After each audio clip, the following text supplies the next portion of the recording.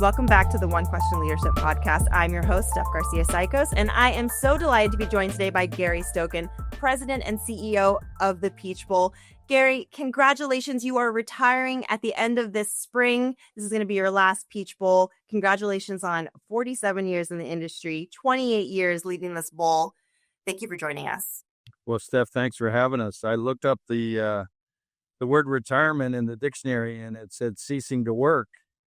And when I made my announcement, I said, well, I guess I can't retire because I haven't worked a day in my life in 47 years. I've been in sports, and it's been a passion, and so I'm very, very blessed. I have a very simple question for you to kick this off. You are a basketball guy. You played basketball. You coached basketball at NC State. You've worked at Converse, Adidas with some of the biggest names in basketball specifically. How did you get into football? Well, it's funny. The football guys always ask me, Gary, you don't know whether the football is stuffed with feathers or air. And I just laugh and I say, everything is sports marketing. It's all business. And even to that point, I've taken everything I learned from coaching and just applied it to business everywhere I've been, whether it's been coaching Adidas, Converse, my own sports marketing company, or now at the Peach Bowl and the Atlanta Sports Council. So it translates and transfers very easily.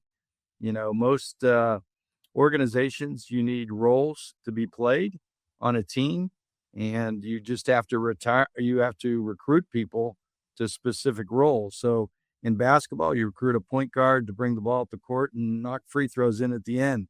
You don't want him rebounding and playing the center on defense. You don't want the center bringing the ball up the court. You don't want your quarterback playing tight end. You don't want your tight end playing guard. So in business, you need sales, marketing, legal, finance, and operations. And so you recruit people to those specific roles. I like acronyms as an old coach. So my internal business acumen is teamwork. And I use the acronym TEAM. Teamwork, we all have a job to do. Everybody works with each other together. No job too big, too small. That's the T. The E is empowerment. We recruit you to play a specific role. We empower you. You have to accept that role. We let you play that role, and we empower you to play that role. If we're going to hand you the ball, though, you got to be A in team accountable to the rest of the team. So don't fumble, right? So do your job. And then M is that's the way we manage the process through teamwork, empowerment, accountability, management. And then externally, the way we go to market is through care. C, the customer is always right. Treat the customer with class. A, bring a great attitude to everything you work on. Because if you have a great attitude, you got a chance of making something great happen. If you have a bad attitude, I guarantee you something bad's going to happen. R in care is relationships. We want to develop long-lasting, deep relationships so we can do long-term business for 20, 30 years with you. And then E is excellence. We want to strive for excellence in everything that we do. We don't always reach it, but we're striving for it all the time. So that's the internal philosophy of team, the external philosophy of care. And then my own personal business philosophy is God's gift to you is life. Your present to him is using the talents that he's blessed you with and maximizing those God-given talents. And so I've always developed, the way I look at business, when you want to start a business and put it on a strong foundation. And that foundation needs to be on rocks, which is R is relationships, O is opportunities. You always got to look for opportunities. C is you got to be very competitive. K is you got to have great knowledge of everything about your business. And S, you got to be very strategic. And so I've always looked at that as the way to look at your business and how you're going to create your vision, how you're going to move forward with your organization and your company. That is so fascinating. I really hope that you have all of these acronyms, pasted up around your office, around the Peach Bowl offices. What is so fascinating about your tenure with the Peach Bowl as the president and CEO is the diversity of tasks and projects and knowledge that you've brought to the role. You've expanded this from just a single bowl game. Now we have a kickoff to start the season. You were part of bringing the College Football Hall of Fame to Atlanta. You have done so much in terms of economic development, charitable giving for the city of Atlanta. again, this is a simple question, but what exactly is the role of a bowl game president and CEO? Because you've done a lot in this single role. Well, first off, thank you for the kind compliments. I appreciate it. You've done your homework. You're a fascinating person. Well, thank you. I don't know if my wife would agree with you, but no, I've always, again, using that acronym of ROCKS, I've always looked at things and said, okay, where can we build relationships? Where can we look at opportunities? You have to look around the corner and see what's next, what's coming next. Again, you got to be very competitive if you want to be successful. And then you got to know, and that knowledge is very important. And unfortunately, that's where we suffer right now in college athletics, that the presidents are in leadership positions, but they haven't cast a vision of where college athletics should go. And when you don't have a vision, you have chaos. And God bless the presidents, they're put in positions they shouldn't be put into because they don't have the knowledge that we talked about, because they're running billion-dollar corporations on their campus. And so they can't know everything that's going on in collegiate athletics. But yet we put them in positions to make the decisions to affect college athletics. And so we've lost our way in college athletics. I feel terrible about that because I've been a benefactor, getting a scholarship to play basketball and getting my education for free. And then the relationships I developed helped me to get into society and be a productive member of society with getting employment and getting a job. So, we've got a lot of work to do in college athletics, and I'm afraid there's not a focus. There's not anybody that's really looking at, let's say, college football on the whole and trying to develop what the solutions are to the problems. There's a great quote from Nick Saban, your friend, who says, Gary has always understood the power of relationships in college football, and I'm sure just across the board in general. I'm curious, this understanding relationships, is that something that was natural for you, when you were younger, when you were a student athlete yourself? Was that something you were good at, or did you have to kind of learn and practice that? What a great question. Haven't thought about that, but, I think it comes from my parents who instilled in me, number one, is you always want to treat people kind and with respect. And if you do that, you have a chance of building a relationship. Secondly is, it's better to give than receive. So I played point guard. I always enjoyed passing the ball to get a score rather than scoring myself. They also instilled in me, if you're going to do something right, do something right the first time.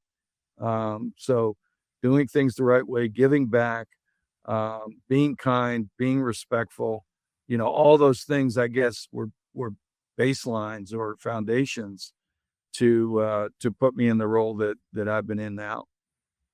I'm really curious. There's so much we could go into. This could be an hours long conversation, but a project that we mentioned this at the top, that you spearheaded, was bringing the College Football Hall of Fame to Atlanta. Talk to me about that process and the stakeholders that you had to navigate, the opinions. That's why I don't have any hair. Exactly. I'm sure you've had plenty of those kinds of projects in your tenure, but talk to me about that one specifically. Yeah, that was really interesting. Again, going back to my philosophy of rocks, I looked at opportunities, and I went through the College Football Hall of Fame induction ceremony back in the early 2000s. And as I walked through, I said, this is very stagnant. It's not very interactive. It's not very fan friendly.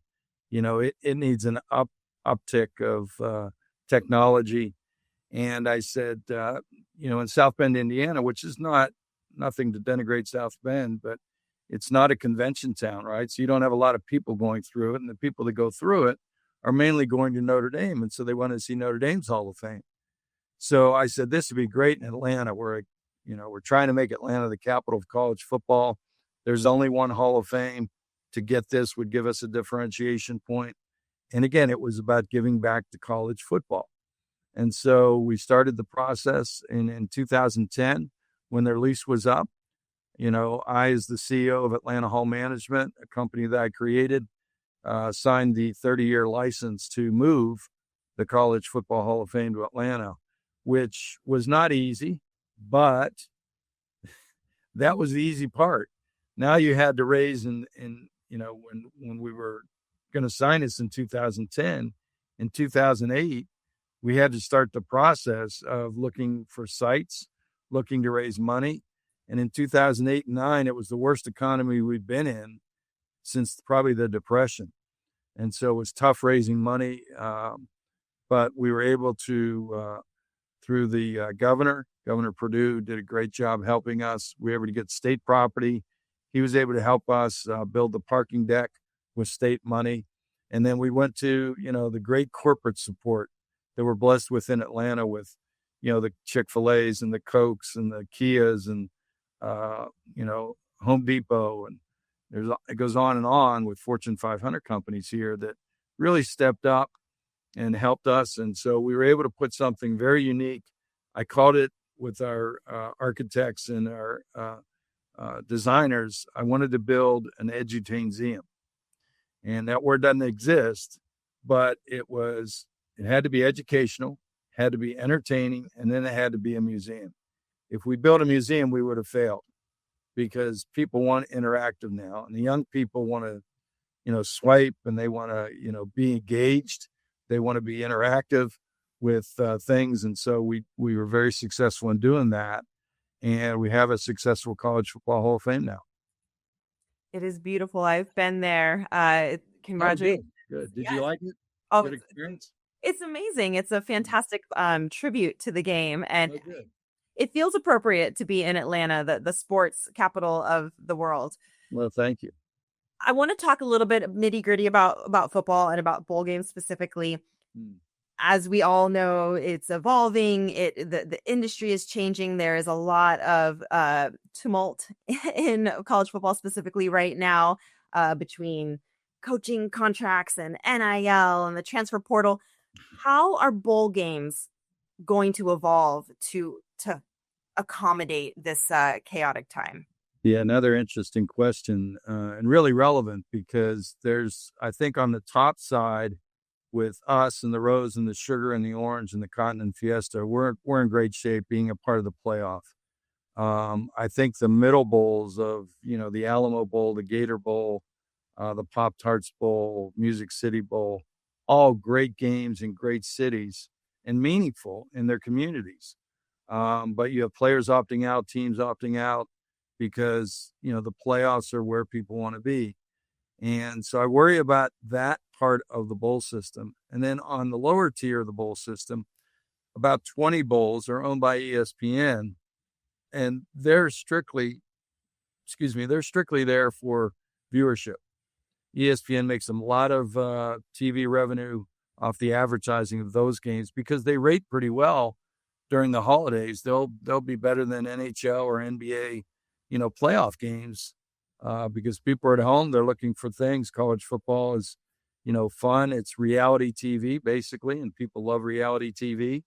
And so they're going to be fine because ESPN is going to prop them up because it's a financial deal.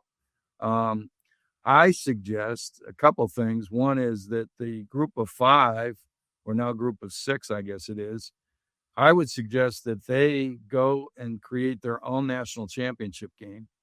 And whether that national championship winner becomes the team that gets into the CFP, that would be one suggestion I would make.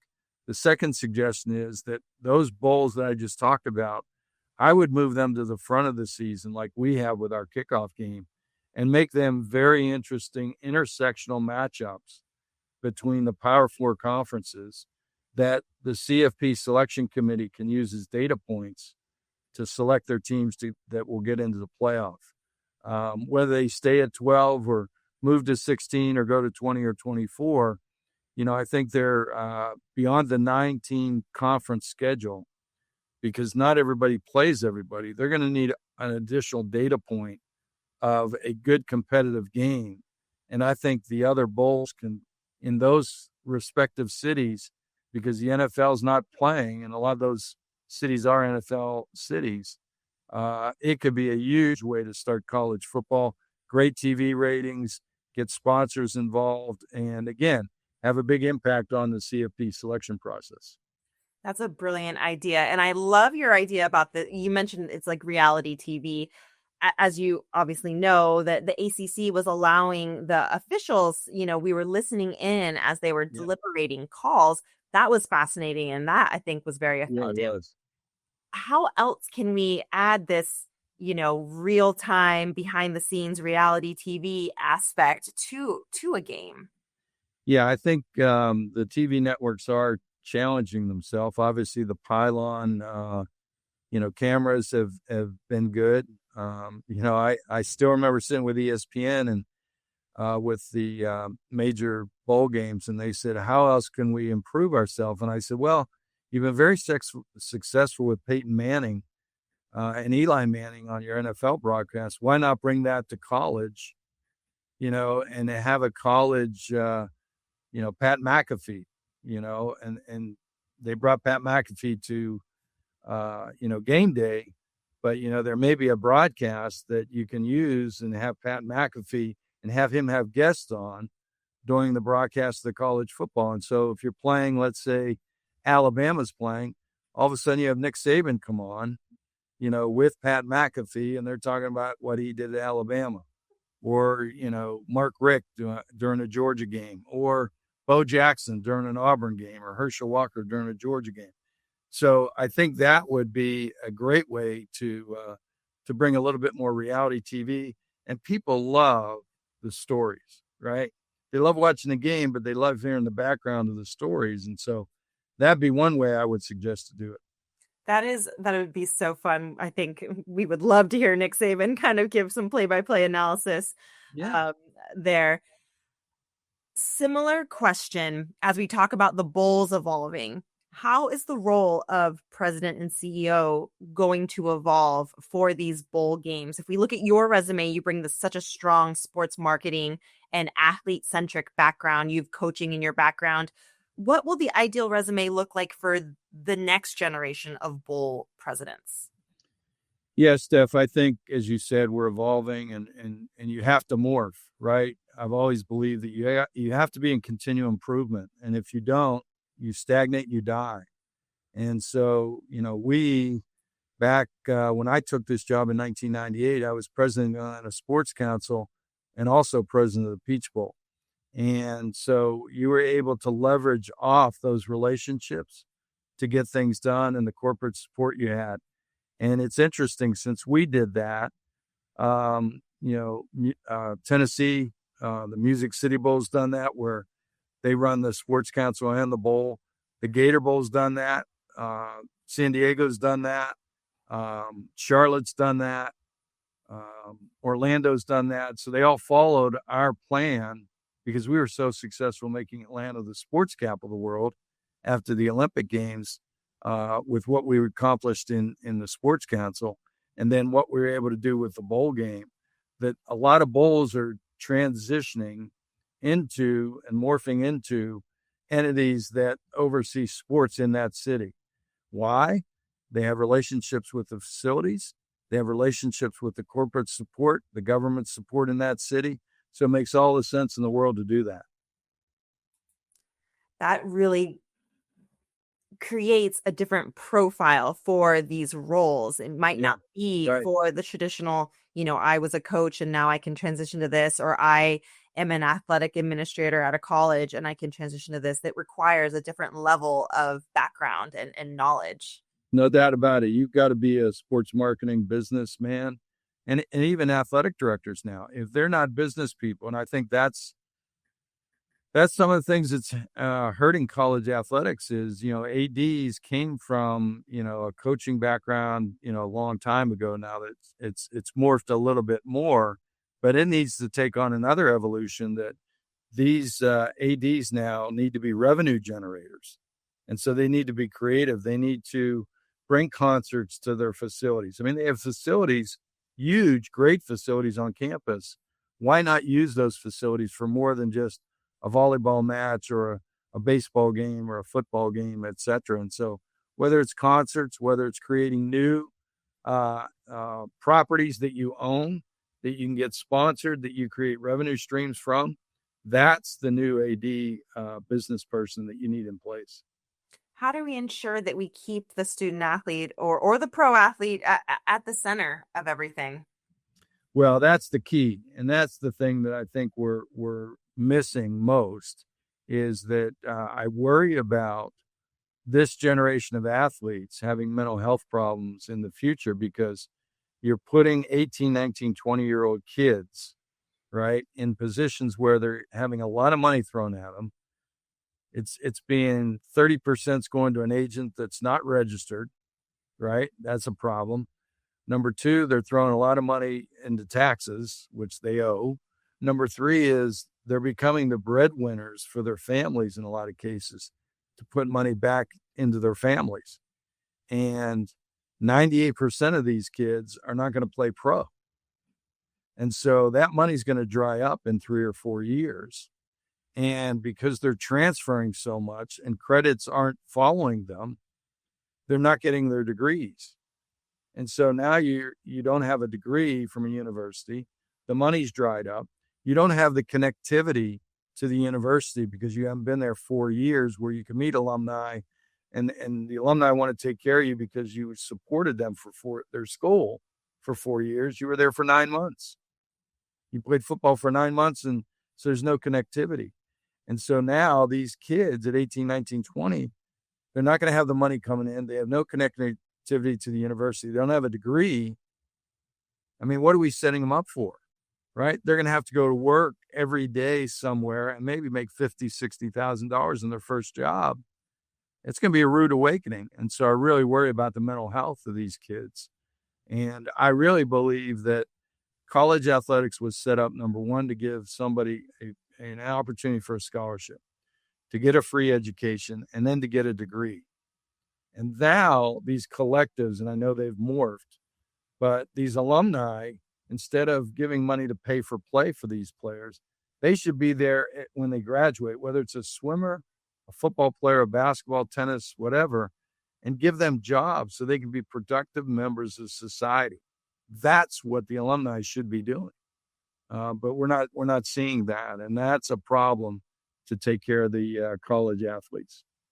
Such a great call to action, and that is there should be a collective that is set up to do just that. Right. Well, as we wrap up here, Gary, I could pester you with questions for hours and tap into your knowledge, but I want to end with this. Take yourself back to get to the Gary Stokan who was a basketball coach at NC State.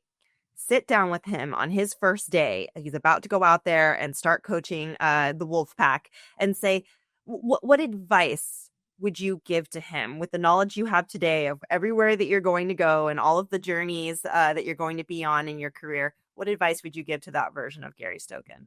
Well, I think number one is faith. You got to have a faith to have a strong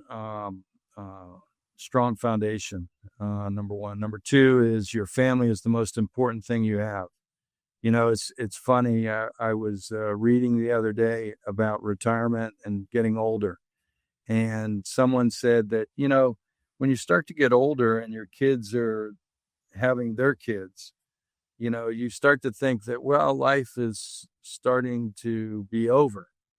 And then all of a sudden you get grandkids. And that newness, that youngness, that freshness, that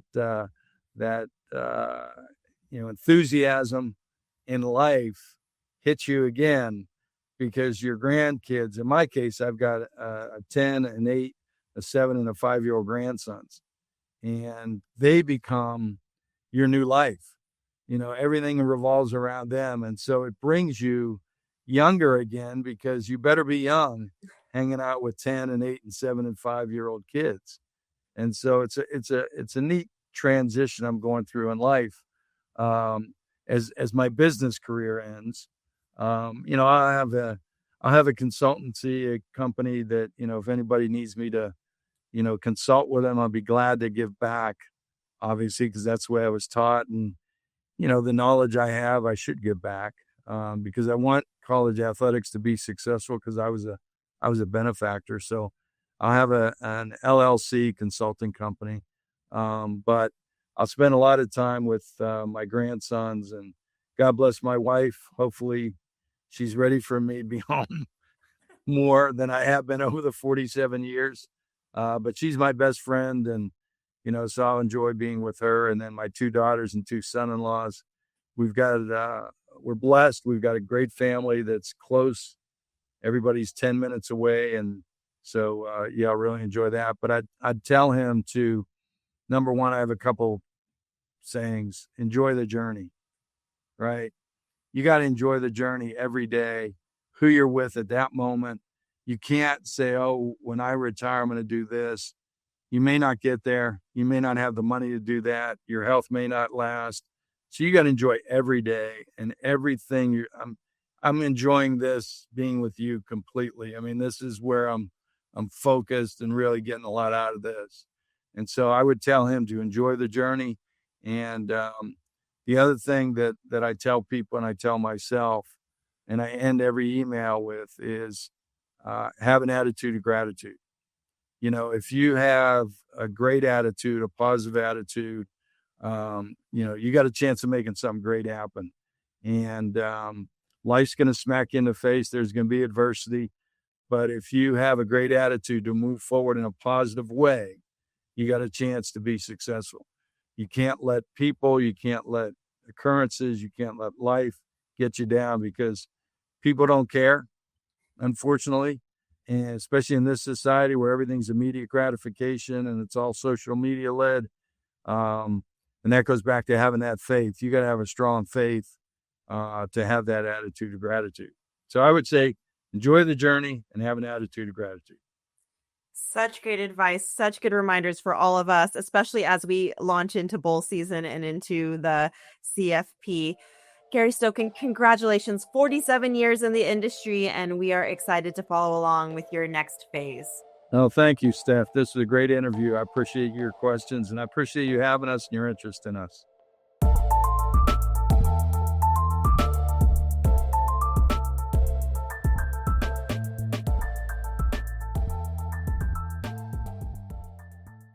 This episode of the One Question Leadership Podcast is produced by Spades Media Group, solving problems using creative leadership.